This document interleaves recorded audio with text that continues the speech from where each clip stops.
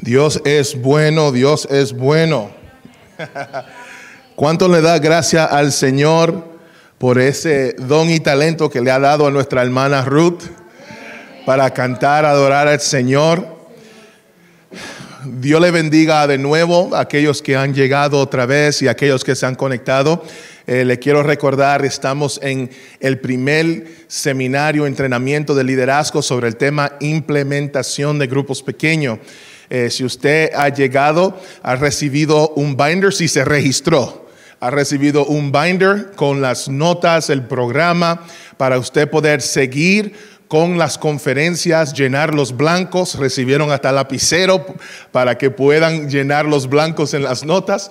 Si usted no está mirando en línea, solamente tiene que mandarnos su correo electrónico para que podamos mandar entonces las notas para que usted nos pueda seguir en la computadora o en la tableta, donde sea que Dios le está permitiendo conectarse con nosotros.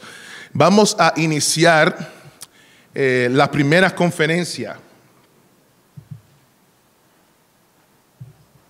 Gloria a Dios.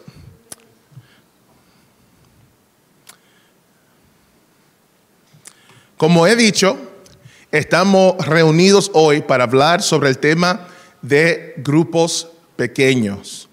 Y en las tres conferencias que nosotros tenemos hoy, vamos a tocar ciertos puntos. Por ejemplo, hablaremos sobre el poder de grupos pequeños en la iglesia, cómo grupos pequeños ayudan a edificar iglesias saludables, cómo establecer un modelo que funcione en su iglesia y mucho más. Para aquellos de la tercera venida digan, tal vez están diciendo, ¿cómo así en su iglesia? Este seminario no solamente es para nosotros, pero también otras iglesias que estarán conectados o recibiendo este entrenamiento y seminario. ¿Okay? So, estamos en la primera conferencia. Y el tema de esta primera conferencia es un caso para grupos pequeños. All right. El tema de esta primera conferencia es un caso para grupos pequeños. Yo lo veo necesario argumentar por grupos pequeños porque, número uno, hay muchos que resisten este tema. Tal vez por experiencias negativas en el pasado o rumores que han oído, o simplemente porque prefieren seguir en las tradiciones de su pasado o de sus iglesias. La segunda razón que yo siento la necesidad de hacer un caso por grupos pequeños, argumentar para grupos pequeños, es porque yo creo que los grupos pequeños son el futuro de la iglesia de Jesucristo. Yo creo que los grupos pequeños son el futuro. ¿Sabe por qué? Porque fueron el pasado de la iglesia. La iglesia primitiva comenzó con grupos pequeños. Esto no significa que las iglesias grandes o mega iglesias son malas. No, las iglesias grandes necesitan grupos pequeños y los grupos pequeños ayudan a construir iglesias grandes y también saludables. Necesitamos reuniones corporativas y grupos pequeños. ¿Okay? Necesitamos las dos cosas. Debemos pensar ambos y no pensar uno o el otro. ¿Okay? Pero para hablar de grupos pequeños, primero me gustaría arraigar este tema de grupos pequeños en el tema del discipulado. Porque el propósito de los grupos pequeños es discipular a otros. Antes de entrar en hablar acerca de implementar o un caso aún para los grupos pequeños, necesitamos primero hablar acerca del discipulado. Pero, ¿qué es discipulado? ¿De qué estamos hablando? Bueno, el plan de Dios desde el principio fue hacer un pueblo que se parezca a Él. Génesis 1, versos 26 al 27 dice: entonces dijo Dios, hagamos al hombre a nuestra imagen, conforme a nuestra semejanza. Y creó Dios al hombre a su imagen, a imagen de Dios lo creó, varón y hembra los creó. Pero cuando el hombre desobedeció a Dios, esa imagen se contaminó con el pecado. Y así, cada hombre que nació después de Adán fue traído a la tierra con la naturaleza pecaminosa de Adán. que ahora estaba corrompida y muerta. Aún así, el plan de Dios no cambió. Él envió a su Hijo Jesús a este mundo y se convirtió en la imagen visible del Dios invisible.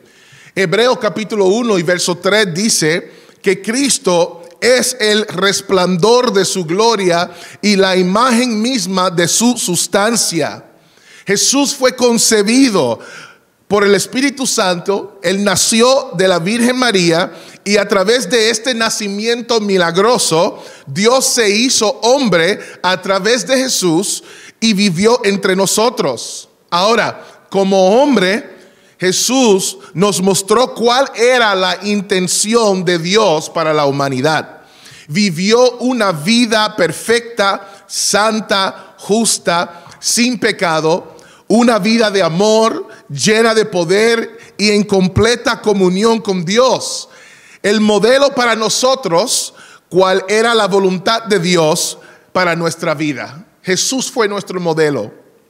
Él se hizo como nosotros para que nosotros podamos ser como Él. All right, no puedo predicar, tengo que enseñar. Okay. Y así, cuando Dios, tengo el tiempo limitado, no puedo. Y así, cuando Dios nos llama a la salvación, nos está llamando de nuevo a su propósito original, el cual es que nosotros nos podamos parecer a Dios. Su deseo es hacerlo conformando nuestras vidas a la vida de Jesús. Porque a los que antes conoció, también los predestinó para que fuesen hechos conformes a la imagen de su Hijo. Eso lo dice Romanos 8, verso 29. Ese es mi favorito verso en toda la Biblia. Este es el verdadero discipulado. Esto es el verdadero discipulado. El proceso o camino de ser conformado a la imagen de Cristo, que es la imagen exacta de Dios. Esta es la razón por la que Jesús normalmente no dijo, recíbeme o acéptame o déjame entrar en tu corazón, cuando llamaba a las personas a ser sus discípulos. Con frecuencia, la invitación de Jesús a aquellos que se convirtieron en sus discípulos fue, síganme o sígueme. Esa fue su invitación a todos los que él llamó. A Mateo, él le dijo, sígueme. A Pedro, Andrés, Jacobo y Juan, él dijo, venid en pos de mí y haré que seáis pescadores de hombres. Al joven rico que buscaba la vida eterna, él le dijo, vende todo lo que tienes y dalo a los pobres y tendrás tesoros en el cielo, y ven, sígueme. ¿Okay? Y el que dice a todos los que quieren ser llamados cristianos, mira lo que él le dice a todos los que quieren ser cristianos: niéguese a sí mismo, tome su cruz cada día y sígame. ¿Okay? Este es el verdadero llamado al discipulado. Seguir a Jesús para ser más como Él. Entonces, ¿lo estás siguiendo? Esa es la pregunta que debemos hacernos.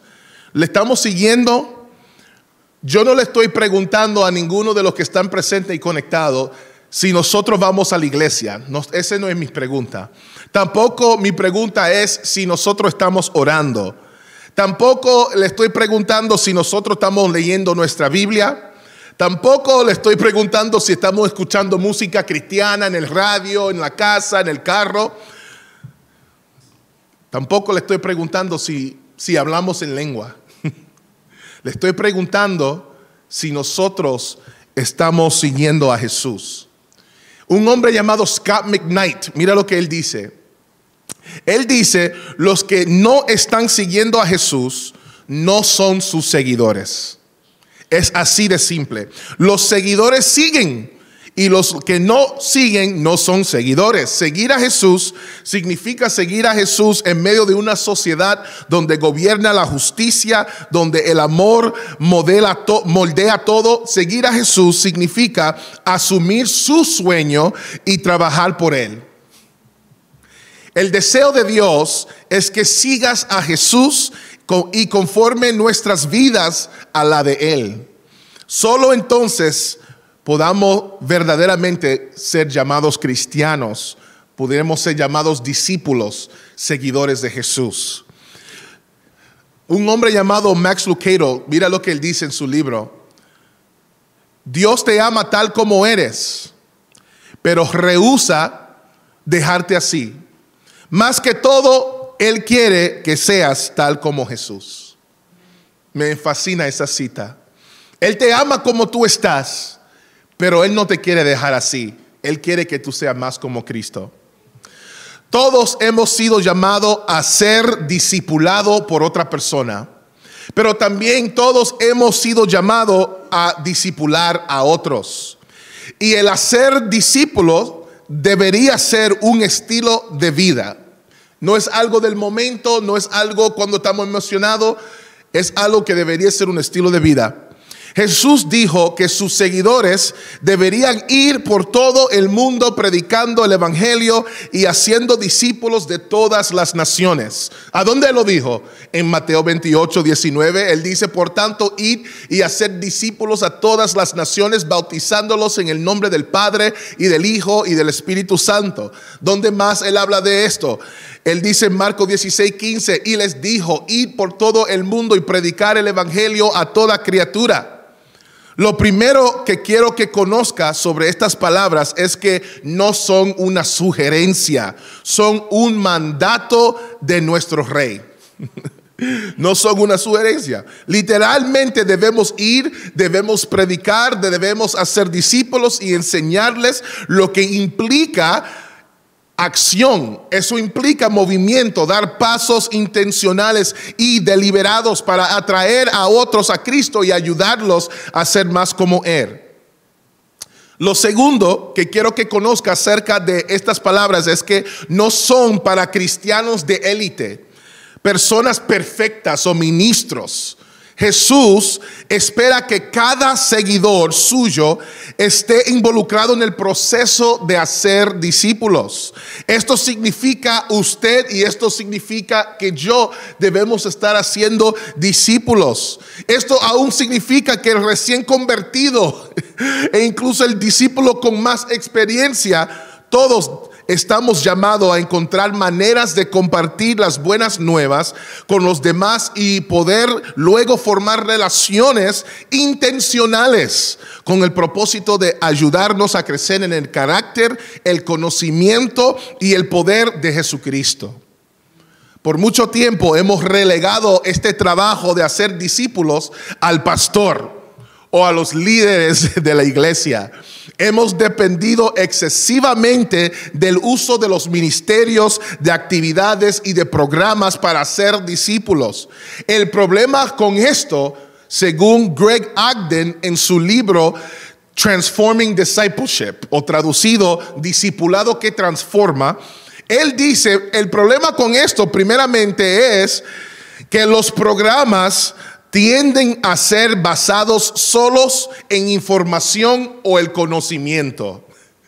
Algunas personas asumen que cuanto más información tenga, mejor será el discípulo. Las iglesias a veces pueden asumir que el conocimiento correcto producirá una vida correcta. Si esto fuera cierto, los cristianos en el occidente, con todas sus Biblias, con todas sus conferencias, con todos los sermones, con todas las clases, los libros, los institutos, los seminarios como este, universidades, hubieran ya logrado a poder hacer más discípulos que son más sagrados y ardientes para la persona de Jesús. Pero nosotros estamos bien lejos de eso. Lamentablemente en este momento no podemos decir que todas estas palabras y conocimiento ha producido cristianos maduros y encendidos en fuego por Jesús. En segundo lugar, Greg Ogden dice que los programas son el uno preparándose para los muchos.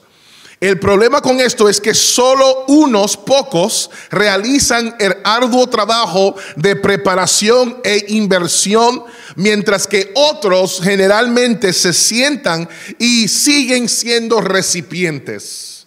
Estos son el problema de tratar de discipular a otros a través de programas. En tercer lugar, Ogden dice, los programas se caracterizan por la regulación o la sincronización. El problema con esto es que cada individuo es único y diferente. Hacer discípulos requiere un enfoque personalizado. ¿Okay? Finalmente, los programas generalmente requieren poca responsabilidad personal. Muchas veces los programas se enfocan más en personas que terminan un currículo en practicar y ejercitar lo que han aprendido. ¿Okay? Ahora, déjeme decirle esto. Los programas, servicios, actividades, clases o ministerios no son malos. No son malos. Siempre y cuando sirvan y no reemplazan la dinámica relación que se supone que está involucrada en la creación de discípulos. Hacer discípulos implica más que proporcionar información, es más que un currículo, implica relaciones, implica una inversión de vida, implica amor, implica responsabilidad. Greg Ogden define el discipulado como un proceso que se lleva a cabo dentro de relaciones responsables durante un periodo de tiempo con el propósito de llevar a los creyentes a la madurez espiritual en Cristo. En otras palabras, para que seamos discípulos, debemos estar en relación con otras personas. Pero estas relaciones deben tener un objetivo, un propósito. No es solo para el compañerismo y pasar tiempo juntos. No, ese propósito u objetivo debe ser el ayudarse mutuamente a alcanzar la madurez espiritual en Cristo. Otra faceta en la definición de discipulado de Ogden es la responsabilidad. Esto significa una disposición a ser abiertos en cuanto a nuestros fracasos y pecados. Esto significa estar dispuesto a escuchar la corrección y ser desafiado a adaptar nuestras vidas a Jesús y sus palabras. El rendir cuentas el uno al otro implica confianza, transparencia, honestidad, amor, ánimo y consuelo. Ogden recomienda que haya incluso un contrato cuando se esté haciendo discipulado, un contrato que establezca el propósito y las expectativas de esta relación para que todos se responsabilicen por su comportamiento y estilo de vida. Ahora, para lograr esto, debemos estar dispuestos a pasar tiempo con aquellos a quienes estamos discipulando. Le quiero decir que el discipulado no es algo que sucede de día a noche o de la noche a la mañana. El discipulado es un proceso. Debemos estar dispuestos a sacrificarnos, o mejor dicho, invertir nuestro tiempo en otras personas. Hacer discípulos no se trata de vernos en la iglesia una vez a la semana, sino de caminar lado a lado y vivir conectado el uno con el otro. Debemos estar dispuestos a reunirnos con estas personas fuera del servicio de la iglesia. Deberíamos cuidarnos los unos a los otros, ayudarnos con las cargas, hablar y orar los unos por los otros. Es importante que se vea a sí mismo como un discípulo que hará otros discípulos. Y hacer discípulos no consiste en completar un programa o terminar un plan de estudios. El discipulado es un estilo de vida. Hacer discípulos debe ser su estilo de vida. Hasta que se sienta preparado para liderar a otros, sométase a un líder o grupo de personas que lo puedan ayudar a ser responsable y estará dispuesto a caminar con usted hasta que sea lo suficiente maduro o fuerte para liderar y discipular a otros. Le quiero decir que los grandes seguidores se convierten en grandes líderes. Pero no se quede siendo un seguidor. Haga el hacer discípulos un estilo de vida, porque es una parte de la gran comisión de Jesús, no la gran sugerencia de Jesús. Ahora, algo importante acerca del discipulado es que debe tomar lugar dentro de una comunidad. El discipulado tiene que pasar dentro de una comunidad. Se ha convertido en una moda en muchos lugares que las personas se llamen cristianos y a la vez no querer ser parte de ninguna iglesia local. Estas personas dicen cosas como: no tengo que ir a la iglesia para creer en Dios. O estas personas dicen cosas como: puedo adorar a Dios desde mi casa. Muchas veces los que hablan de esta manera han sido llamados por alguien lastimados por alguien en una iglesia, o tienen tendencias rebeldes. Otros buscan el lugar perfecto para adorar.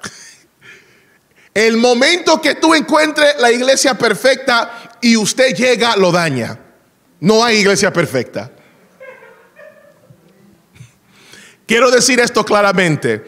Usted no puede convertirse en un cristiano completamente maduro sin la iglesia.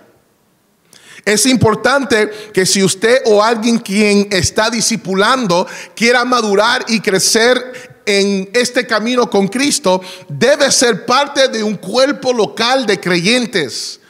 Terry Wardle, en su libro Outrageous Love, Transforming Power, que la traducción es Amor Escandaloso, Poder Transformador. ¡Qué título! Mira lo que él dice. Los cristianos que están preocupados por ser como Jesús deben saber esto.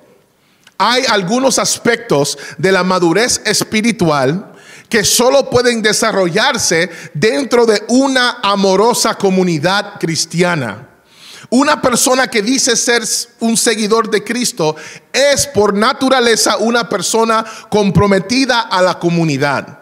Por supuesto, ese compromiso puede necesitar ser desarrollado, pero el cristianismo tiene que ver con un pueblo unido bajo el señorío de Jesucristo.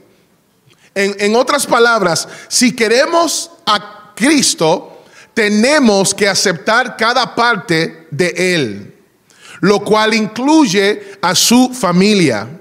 Es solo en el contexto de su familia y comunidad que realmente creceremos y maduraremos como discípulos. Vivir como cristianos solitarios o aislados es la razón por la que muchas personas no duran en este caminar. Y aquellos que duran, por lo general, no maduran en muchas áreas de su caminar cristiano, especialmente cuando se trata de relaciones con otra persona. Formar una disciplina de reunirse o congregarse es necesario. Como alguien me dijo una vez, los depredadores les gusta ir tras una presa que ha sido separado de su rebaño. La persona, el cristiano que siempre le gusta estar solo, el enemigo le fascina eso. Ya que hemos hablado de la importancia del discipulado, ahora quiero hablarle del poder. Ahora que hemos hablado de discipulado, vamos a entrar a hablar de grupo pequeño. El poder de los grupos pequeños. Nosotros vivimos en un día de superestrellas y mega iglesias. Queremos todo que sea grandioso. En nuestra mente, cuanto más grande, mejor. Y cuanto más tenemos, más felices somos. Sin embargo, en el reino, la grandeza proviene de la humildad y el fruto abundante de una semilla de mostaza. Cuando se trata del discipulado, menos es más. Cuando Jesús decidió establecer su reino, no pasó la mayor parte de su tiempo discipulando a las multitudes. Por lo contrario, Jesús invirtió 3 años y medio de su vida en 12 hombres. Los conocemos como los 12 apóstoles. Él enseñó a las multitudes en parábolas, pero compartió los secretos del reino con los 12. Él ministró y sanó a las multitudes, sin embargo, empoderó a los 12 con la misma autoridad que él ejerció. Aunque Jesús quería salvar a un mundo de personas perdidas, invirtió su vida en un pequeño grupo de hombres que a su vez alcanzaron al mundo. Ustedes pueden ver, al Cristo invertir en pocos, Él multiplicó su propia vida, ministerio, enseñanzas y poder en los hombres que discipuló. La estrategia de ministerio de Jesús nos enseña acerca del valor y el poder de los grupos pequeños. Ahora, déjame aclarar algo. No hay nada malo en querer una iglesia o un ministerio que crezca numéricamente o que las multitudes se vuelvan a Cristo. El problema surge cuando uno ve a las multitudes como números en lugar de ver a las multitudes como personas que necesitan crecer en su relación con Jesús. Y para que el crecimiento en Cristo suceda, le quiero decir que hay ingredientes esenciales que deben existir. Hay ciertos ingredientes que necesitamos para que uno pueda crecer en Cristo. Estos ingredientes o cualidades son difíciles de encontrar cuando una persona es meramente un número dentro de la multitud. ¿Cuáles son estos ingredientes? Bueno, los ingredientes incluyen la instrucción personalizada, incluye relaciones íntimas, incluye la disciplina y responsabilidad.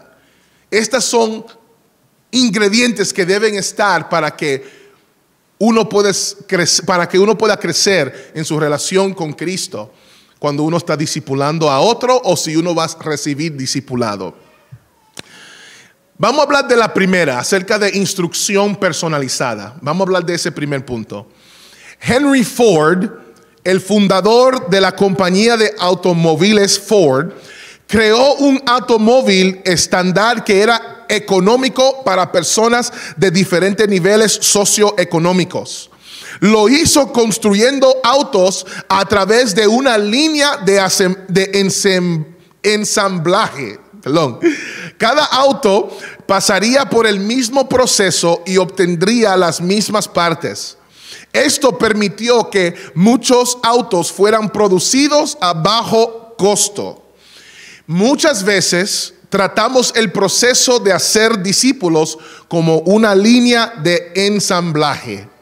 Hacemos que todos, sin importar la edad, sin importar el género, sin importar el nivel de educación o la experiencia de esa persona, pasan por las mismas clases y programas y creemos que al final debe crear un cristiano maduro. Es de bajo costo y puede trabajar en un gran número de personas a la vez. Sin embargo, al final notamos que el producto, que en este caso es el discípulo, no siempre sale con alta calidad.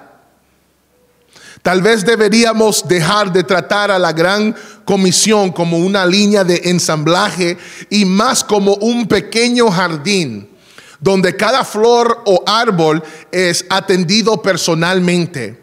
Podemos adaptar nuestro ministerio para que se ajuste a las necesidades y el trasfondo de cada individuo. Esto es algo que puede suceder en un grupo pequeño. Con menos personas podemos instruir, enseñar, aconsejar y capacitar a cada persona en un nivel individual. Cualquier maestro le dirá que es más fácil enseñar una clase de 10 que una clase de 40. Es más fácil. La enseñanza se vuelve más personal, el alumno puede hacer más preguntas, el profesor puede invertir más tiempo. Esto entonces me lleva a la segunda ventaja o ingrediente necesario para el crecimiento, y es relaciones íntimas. Las relaciones íntimas. Enseñar no es el único ingrediente necesario para ayudar a alguien a madurar en su caminar con Cristo. La gente también necesita amistad.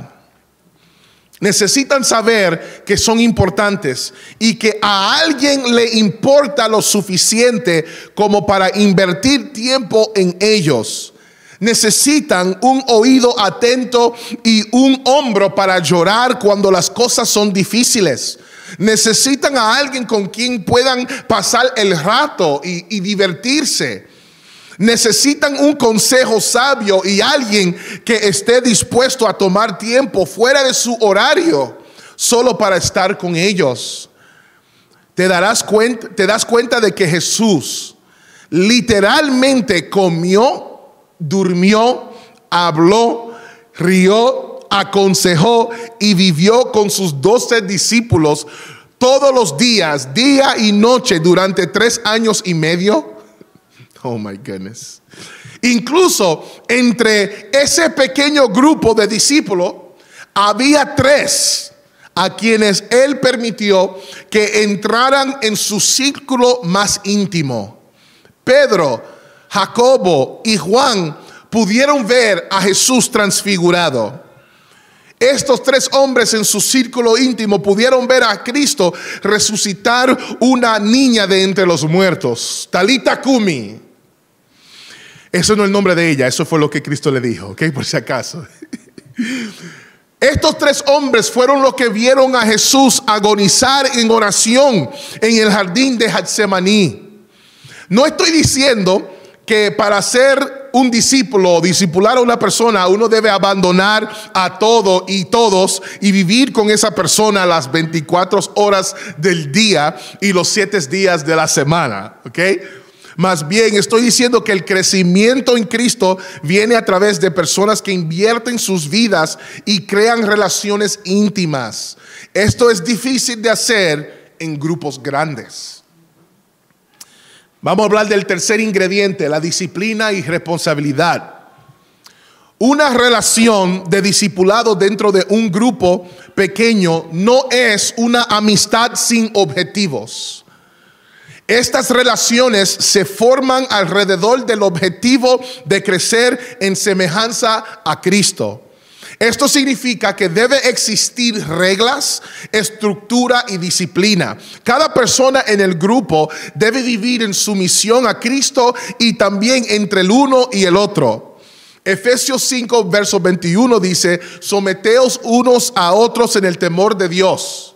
En otra palabra, aquellos dentro de un grupo pequeño deben ser responsables por cómo viven y las decisiones que toman. Como cristianos, estamos llamados a vivir vidas santas en obediencia al Señor Jesucristo.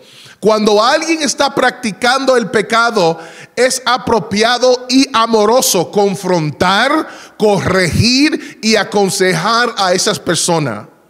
Por supuesto, esto se debe hacer con amabilidad y respeto, recordando que queremos tratar a los demás como nos gustaría que nos traten a nosotros, ¿verdad? Aunque todos rendiremos cuentas a Dios individualmente por nuestras vidas, en esta vida somos los guardianes de nuestro hermano. No somos como Caín, que dijo: y yo soy guardián de mi hermano. Somos guardianes de nuestros hermanos. Deberíamos llevar la carga el uno del otro.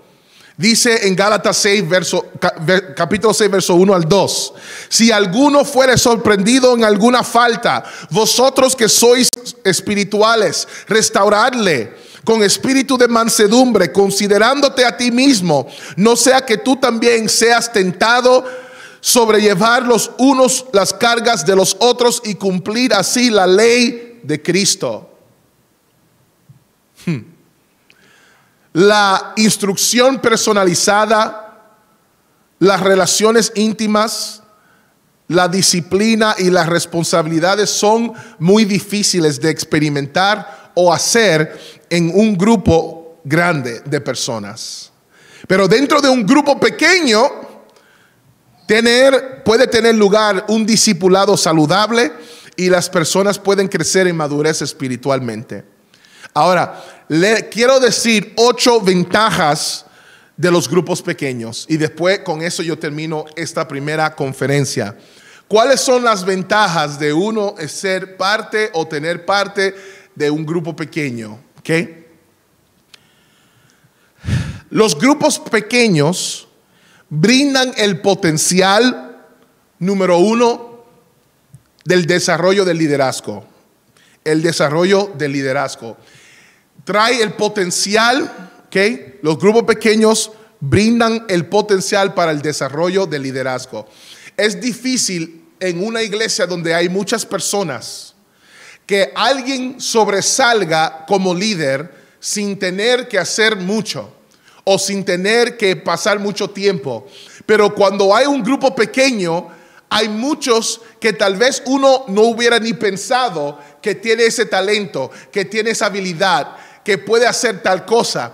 Porque cuando uno está dentro de una multitud, es difícil que la persona tenga el momento de sobresalir. Pero en un grupo pequeño, uno puede delegar trabajo a una persona y poco a poco ellos pueden desarrollar el liderazgo. Poco a poco pueden enseñar responsabilidad.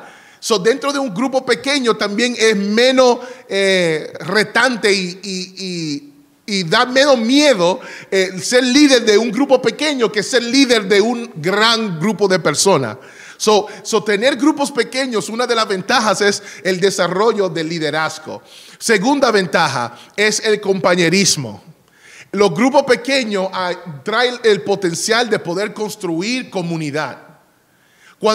No sé si ustedes lo notan, pero muchas veces cuando una persona entra por las puertas, ellos entran y sale y nadie los saludó, nadie le dio un abrazo, nadie le dijo una palabra. Algunas veces entran y salen y nadie se sienta con ellos a ver cómo le fue su semana, cómo están sus problemas, cómo está su salud.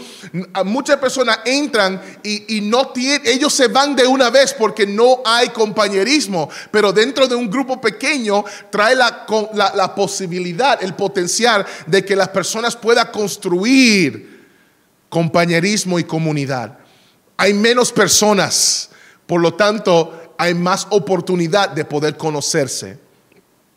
Número 3, otra ventaja de grupos pequeños en una iglesia es mayor comprensión bíblica. Ya yo había dicho de que es más fácil enseñar a 10 que enseñar a 40.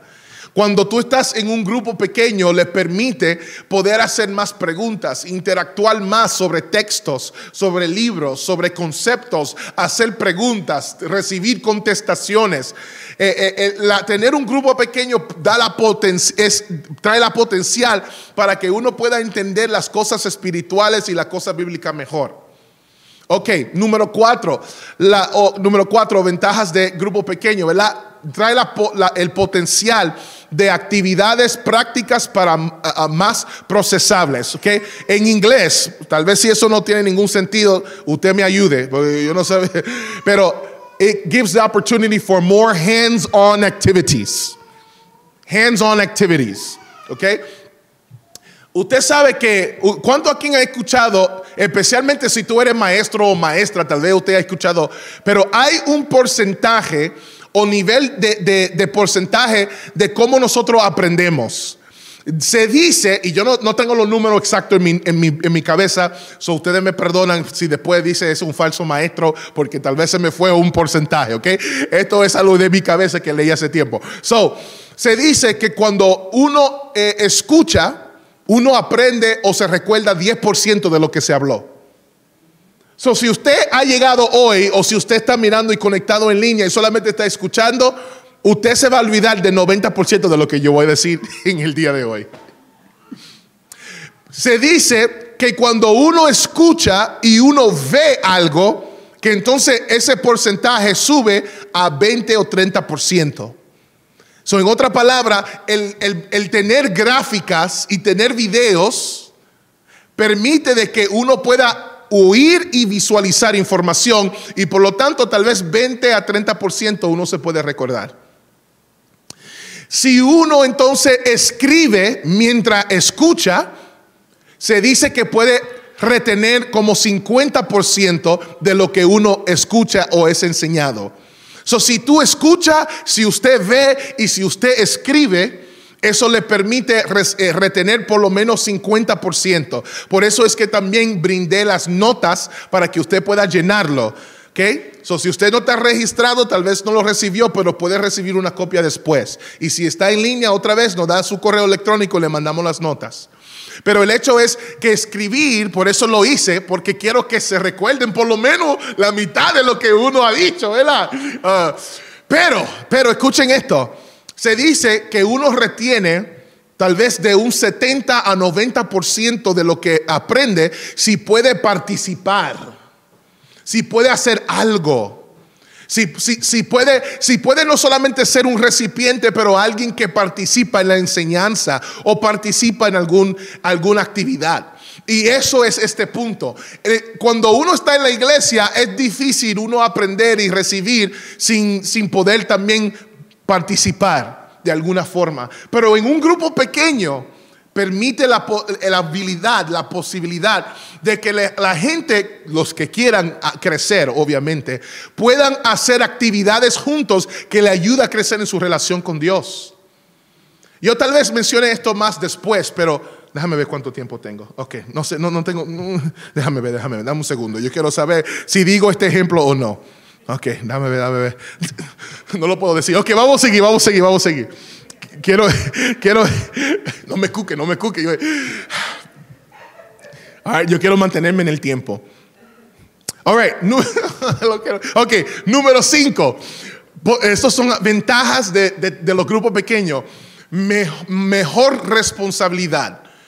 Hay una habilidad de poder rendir cuentas mejor. Usted sabe que cuando usted entra por esta puerta y usted sale, el pastor no sabe lo que tú estás haciendo cuando tú salgas por la puerta. Yo no sé nada. Al menos que el Espíritu Santo me lo diga. Y créeme cuando yo le digo que el Espíritu no me dice todo. Tal vez a ustedes lo ven, pero yo no soy profeta. Y ni a los profetas se les revela todo. Yo estoy a un nivel mucho más bajo que eso. Lo que yo tengo que ver es los frutos.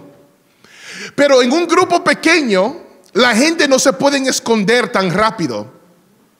Van a estar más en comunicación con personas donde entonces pueden rendir cuenta de su vida. Y eso es algo positivo, no negativo. Hay gente que se sienten que tú lo estás tratando como un niño, una bebé. Si tú le dices y le preguntas y le cuestiona y quiere estar ahí para ayudarlos. Eso no debería ser nuestra actitud. El cristiano que quiere crecer necesita recibir corrección, necesita recibir disciplina, necesita rendir. Le quiero decir que cuando yo me convertí, yo le decía todo a mi pastora, todo. Cuando yo fallaba, cuando yo pecaba, cuando yo estaba sucio, todo eso, yo le hablaba. Yo no soy y no fui uno de esas ovejas que pecan en secreto. Y todo el mundo afuera sabe su pecado, pero en la iglesia se ve como un santo. Yo no fui ese. Yo era la misma persona afuera y adentro. Y usted le puede preguntar a la pastora Maribel Flores si este hombre aquí cabezón que yo le fui a ella, ¿okay? Cabeza dura, muchos dolores de cabeza que le traje, pero yo tenía que ser honesto. Y cuando por uno ser honesto y transparente y abierto de sus fracasos y sus debilidades, eso ayudó que alguien con madurez espiritual me aconsejara y me guiara en el camino. Y eso es difícil hacer en un grupo grande, pero en un grupo pequeño es mejor. Número 6, ventaja: ejercitar y desarrollar los dones espirituales. Hermano, les voy a decir que el domingo no es para cualquier persona tomar micrófono. I'm sorry. A mí no me importa si el Espíritu vino sobre ti. No me importa que si tú sientes río de agua viva corriendo por tu ser. No me importa si hay una llama encendida en tu cabeza. Si yo no te conozco a ti y usted no me ha dado fruto, yo no te quiero dar parte. Porque los domingos son para esas personas que pueden ejercitar los dones y la enseñanza en una manera madura. Es lo mismo, el mismo concepto, que yo no permitiría que cualquier persona me diga: dame el micrófono, pastor, yo voy a predicar hoy. Pero ¿quién eres tú? ¿Sabe por qué? Porque no conozco a esa persona, no conozco su fruto. Pero ¿sabe qué? Cuando se trata de los grupos pequeños, ahí uno puede aprender cómo orar por otros. Ahí uno aprende cómo escuchar la voz de Dios, cómo imponer mano, cómo profetizar, cómo ver cosas. En los grupos pequeños te permite poder desarrollar esos dones que Dios ha puesto en cada uno de sus hijos. Y también, como la gente te está conociendo, el ambiente es menos serio, que aunque todavía es importante, ¿verdad? Tengo que seguir, el tiempo es un traicionero. Ok. Número 7, ventaja de grupos pequeños, que da el potencial de que el ministerio personalizado a la medida de las personas. Por ejemplo, en los grupos pequeños se puede personalizar lo que se está haciendo a las necesidades de esa comunidad o de esas personas. Por ejemplo, hay grupos, y vamos a hablar de eso después, ¿ok? En la otra conferencia.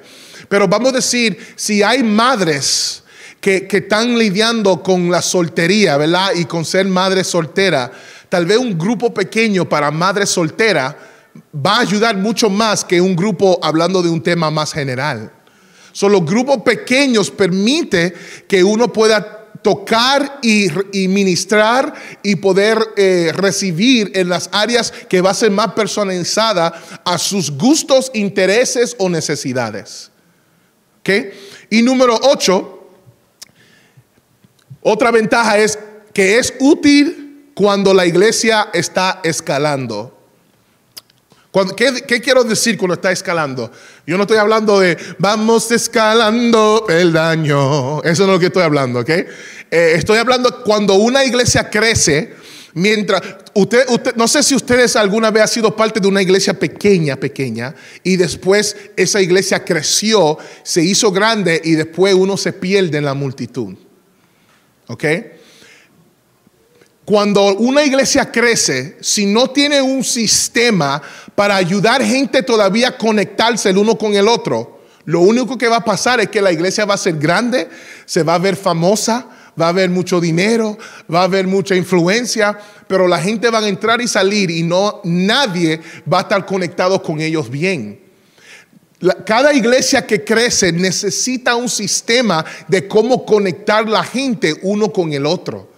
Y déjame decirles, venir a una clase o a la escuela bíblica, a un seminario, eso no es suficiente, porque uno escucha. Ahora mismo ustedes están escuchando. Después de este seminario se van, y quién sabe los que están conectados y los que están aquí, quién sabe si usted ahora mismo tiene un familiar en el hospital, quién sabe si ahora mismo usted está al punto de perder su casa y no tiene comida en su nevera, quién sabe si ahora mismo usted está pensando en pensamiento suicidio y se siente depresivo, quién sabe si ahora mismo hay problema en su matrimonio con sus hijos. No se va a saber, porque uno solamente ve los números y la persona, pero en un grupo pequeño, cuando una iglesia crece y tiene grupos pequeños, hay la fuerza de un grupo grande y la fuerza de tener intimidad en los grupos pequeños. Y uno poder orar el uno por el otro. El pastor no te puede conocer en una gran iglesia. Mira, aún en una iglesia como la de nosotros, y la de nosotros no es grande comparado a muchos otros, ¿ok? ellos considerarían esta iglesia todavía una iglesia chiquita, aunque para mí relativamente es grande de donde yo vengo. Pero para otros, una iglesia con menos de 100 miembros es chiquita. Ahora tú estás hablando de 300, de 500, de 1000, ahí esos son iglesias grandes. Pero aún con este tamaño es difícil yo tener algún contacto y relación con personas, pero en grupos pequeños el cuerpo se ministra el uno al otro y se mantiene esa intimidad y esa habilidad de mantener relaciones. Tal vez algunos ya están convencidos o por lo menos persuadidos de tratar de implementar un sistema de grupos pequeños, pero ¿cómo es que uno comienza este proceso? ¿Cómo uno comienza y crea una estructura?